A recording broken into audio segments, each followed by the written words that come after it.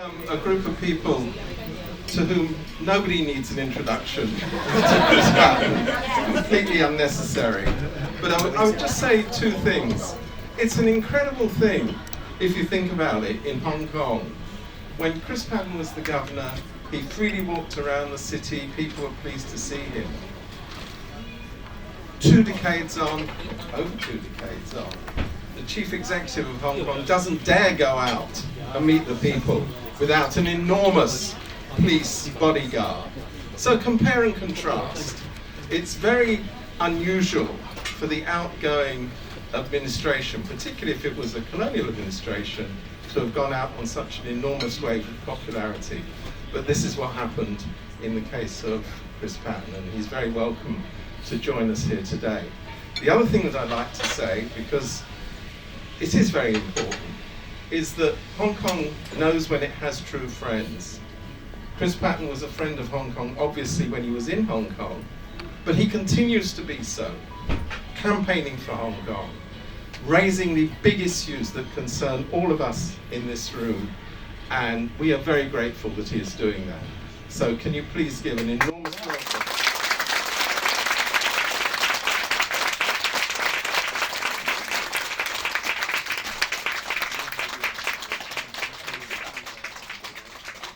Steve, all of you friends, thank you very much indeed for the welcome and for demonstrating to me again that there is such a thing as a free dinner. I'm delighted to be with you this evening. Yesterday I was at a meeting to launch the book by Mark Clifford about Jimmy Lai, and there were about 200, 250 people at that. A lot of Americans as well as Hong Kong and as well as people from Britain. So I think it demonstrates the continuing interest and importance of Hong Kong in geopolitics. I sent off a second letter today to Sir Keir Starmer and to our Foreign Secretary David Lammy, asking first of all when they were going to produce their much vaunted strategy for dealing with China, and secondly what Xi Jinping had said to Keir Starmer when Keir Starmer met him and apparently asked him about Jimmy Lai. I know how these things work, and things that sometimes British ministers think might embarrass their Chinese interlocutors go into the by the way category at the end of the meeting, and nobody really takes it as seriously as they should. I'd just like to say 3 or 4 things, if I may. First of all, there is one thing which is fortunate for Britain with the B&O passport scheme, and that is there are now so many talented Hong Kong people living in this country and contributing to this country. I was getting off the bus in Putney the other day. I don't travel anymore in a Daimler. Getting off the bus, and it took me about 10 minutes because the bus conductor was from Hong Kong and wanted to talk to me about it. And that's a typical experience. I spoke at a meeting organised by churches in Oxford 2 or 3 months ago. There were over 1,000 people there. And again, when you ask them, or when I asked the bus conductor the other day, wasn't it a terrible wrench to leave Hong Kong? They say, yes it was, to leave our home, our friends, and what was a beautiful city, a job, and I say, so why did you leave? And they say, because we wanted to bring up our children in freedom. It's the most profound argument, and the one which is sooner or later going to destroy the Chinese totalitarian state. I hope without too much turbulence. I suppose Hong Kong is the only example you can think of where a wonderful free society has been destroyed without a war. Normally these things happen when there's a war. In the case of Hong Kong, this was destroyed by appalling decisions, breaking their word by the Chinese Communist Party, and we have to admit it, some people who thought it would be more convenient financially for them to go on with the argument rather than to stand up for what they believed in, which is what Jimmy Lai has of course done. And one reason why I think one has to remember Jimmy Lai is, first of all, because he exemplified an understanding of the relationship between economic and political freedom. And secondly, because like so many of Hong Kong's population, about 2/3, maybe more, he wasn't, he was no more than a refugee. I think one of the great mistakes that the Chinese communists made when they were trying to reorganize the school curriculum was to say that Hong Kong had never been a British colony, it had only been an occupied territory. So you then have to ask, who occupied it? It was occupied overwhelmingly by people who were refugees from communism, who swam, who crawled over barbed wire, who stowed away like Jimmy Lai, and were running away from a communist system to find safety and safe haven in a British colony. And that is morally and politically difficult for Chinese communist leaders to understand and comprehend. Again and again, I get asked by people what I think is going to happen in Hong Kong.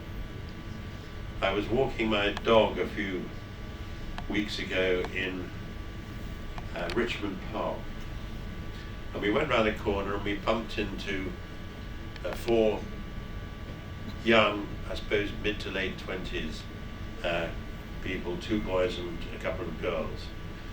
And one of the boys said to me, do you remember me, Governor? He said, so I gave one of those political answers and said, well, I'm sure it might be young.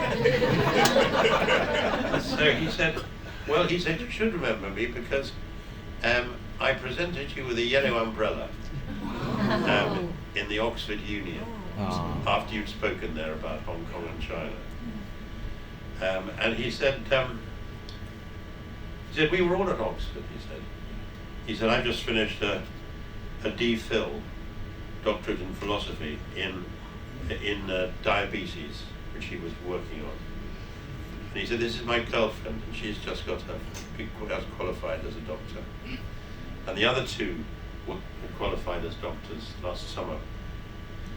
And his girlfriend said to me, we were talking about you this morning, she said, we all agreed there was one question we would want to ask you if we bumped into you ever. So she said, we didn't expect to, but there's one question we have for you. And she burst into tears. And I waited for a moment or two, and I said, so what was the question? And she said, well, we've all got our qualifications in medicine. She said, we were talking about whether we should now go back to Hong Kong. And it's a question I get asked again and again and again. And to be absolutely candid, it's an impossible question for me to answer. If it was my kids, my own family, I think I'd know what to answer. But as it is, I can only take resort in a general belief that evil regimes never end well. Dictatorships never end well. You can't control people's thought. You can't prevent them speaking out. You can't forever choke off freedom of speech, as many of you will know as journalists. And so in the long term, I hope not too long, I think Hong Kong and the things it stands for, the freedom it stands for, will once again attract people from all over the world to one of the great trading cities, one of the great international hubs, one of the great examples of political freedom that we've seen in the world. There's one other thing before I sit down and let you ask any questions if you want, or maybe even eat something. I was promised there'd be food, as you can imagine. I will be very surprised if there aren't any custard tarts. I've eaten more custard tarts in my life. Which don't tell Lavender, don't tell my wife. The other thing I wanted to say was,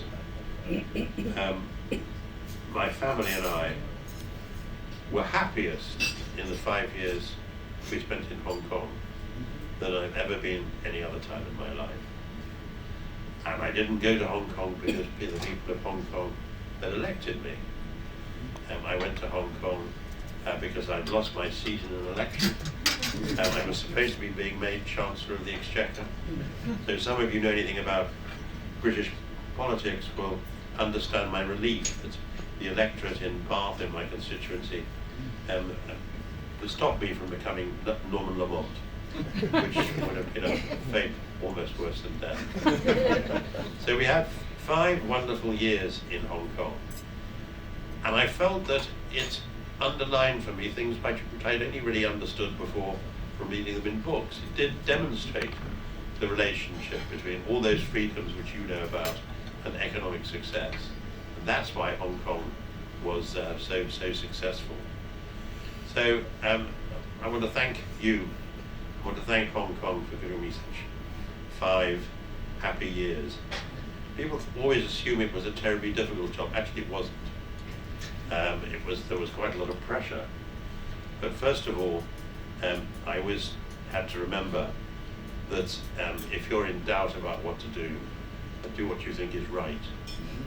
And secondly, while I couldn't say this out loud, I always recognize that the Chinese Communist Party breaks more agreements than it signs, as we're now seeing again and again and again. So thank you all for being here this evening. I'm happy to answer any questions, provided I can eat something as well. I hope that you will remain, those of you who are journalists, committed to what is a very honourable profession, a profession which is intimately involved with freedom under the law, with democracy, and with all the attributes of an open society. But thank you above all for reminding me of Hong Kong and reminding me of that wonderful city and how lucky I was to spend 5 years there. Thank you.